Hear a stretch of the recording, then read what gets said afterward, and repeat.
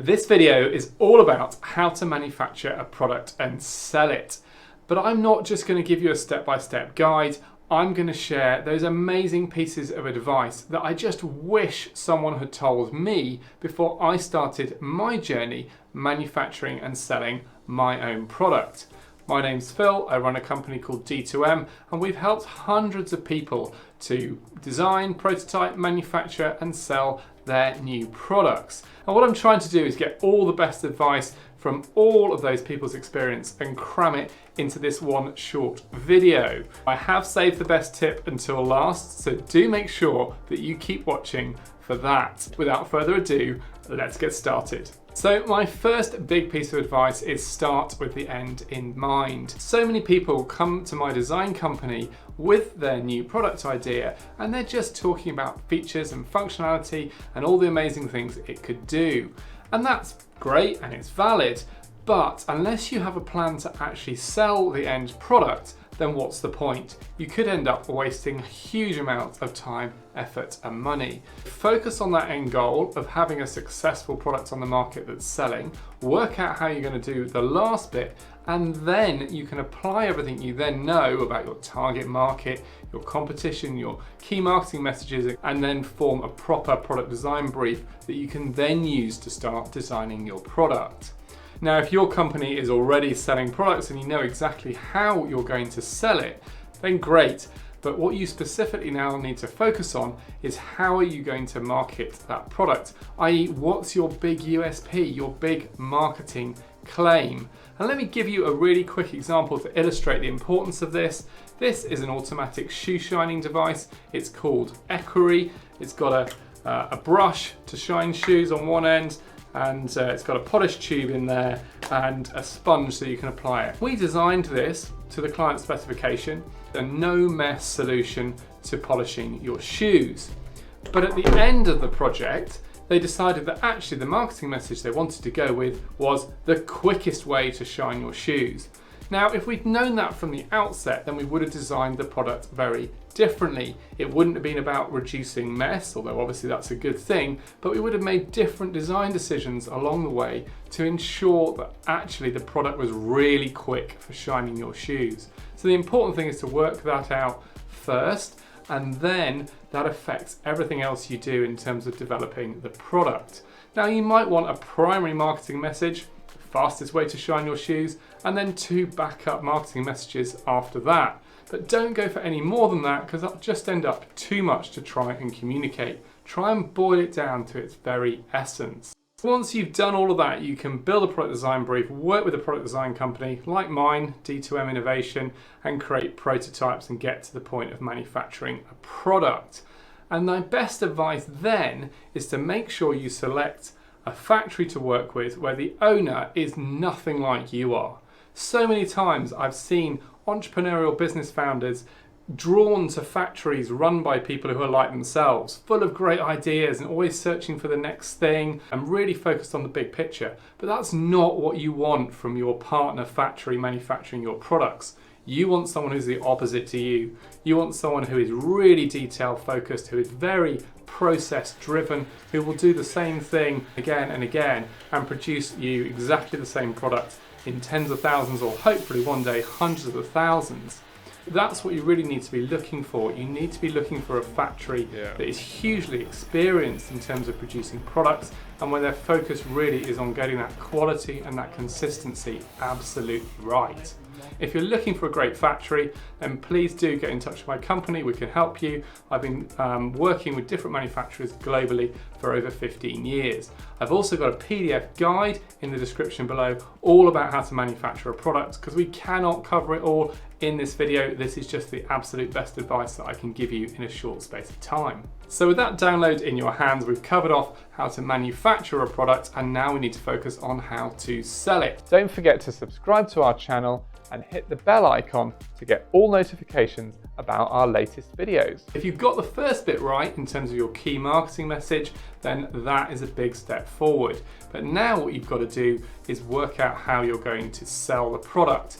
You might not be the best person to do this. We've talked earlier about what you're likely to be, big ideas, focused on the big picture, a visionary, taking risks and putting your new product on the market is a result of all of that.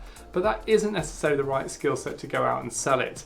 Don't get me wrong, sometimes the person at the top of a company, the person with the initial idea, is the best person to sell it if they've got those skills. But if you haven't, please be self-aware and please think about maybe bringing in people to do that for you. Now that could be a sales representative working on commission, that could be about expanding your current sales team or starting a sales team, maybe with just one person who really has got those skill sets and who's really passionate about your product. When I was selling my pushchair product, I did exactly this. I did do some selling myself, but I also brought in an outside guy who had actually already been selling pushchairs for a major brand. And the thing is, he already had all the contacts and he already had all the knowledge.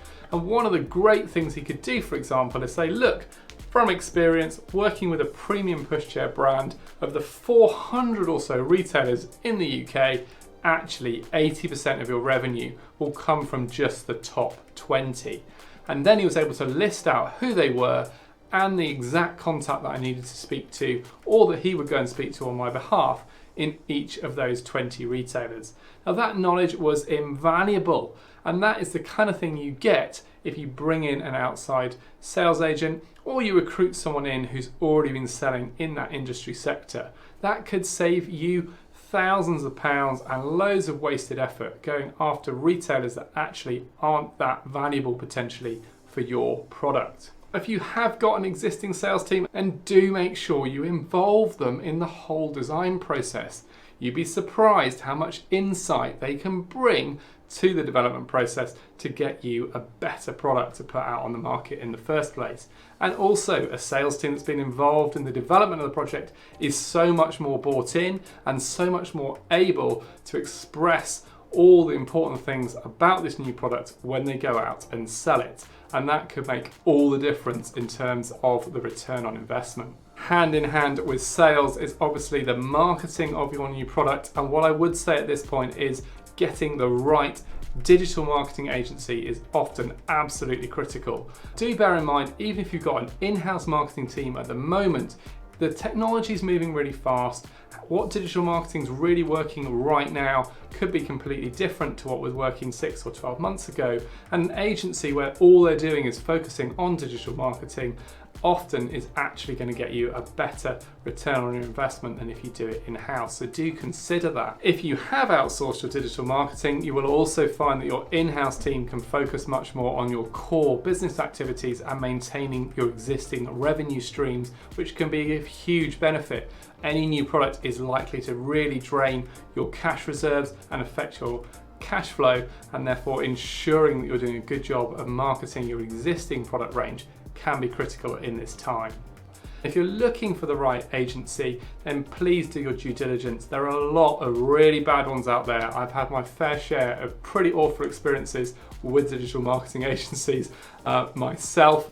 Often I find they're better at marketing themselves than they ever are at marketing anyone else's product or service. Ideally, get a referral from someone as opposed to finding that they're just actually not that good. After testing many and firing many, I actually have a really good one. Do get in touch with me if you want to be put in touch. I'm quite happy to share the details with you. The last piece of critical advice on how to manufacture and sell a product is choose your route to market really carefully. Now it might be you've got existing routes to market, you've got contacts with retailers selling similar products, and in which case great, obviously exploit everything you've got already.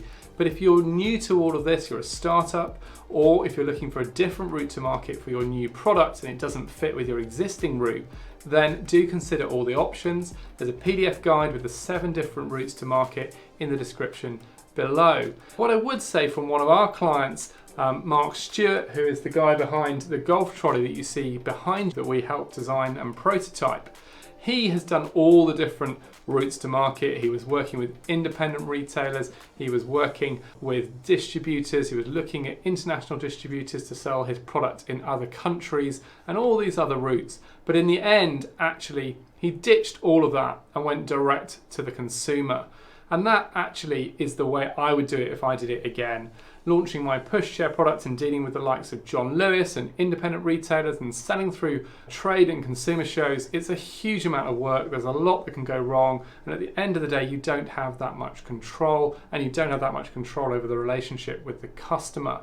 However, if you can start selling direct, then actually you build up all of that and create an additional advantage for your business. It's certainly worked for Stuart Golf. They're now one of the 100 fastest growing companies in the UK according to the Sunday Times, and part of that is driven from the fact that if you're selling direct to the consumer, then you can make much higher profit margins, you've got more control, you can pivot more easily if you need to, you've got the direct feedback and all of those other advantages as well. I'd also say, again from my journey, don't spread yourself too thin and try and do too much at once. You just end up doing nothing particularly well, and nothing then ends up potentially working particularly effectively. What I would say is you need to pick 1 or 2 routes to market, do it really well. Once it's working, then move on to something else.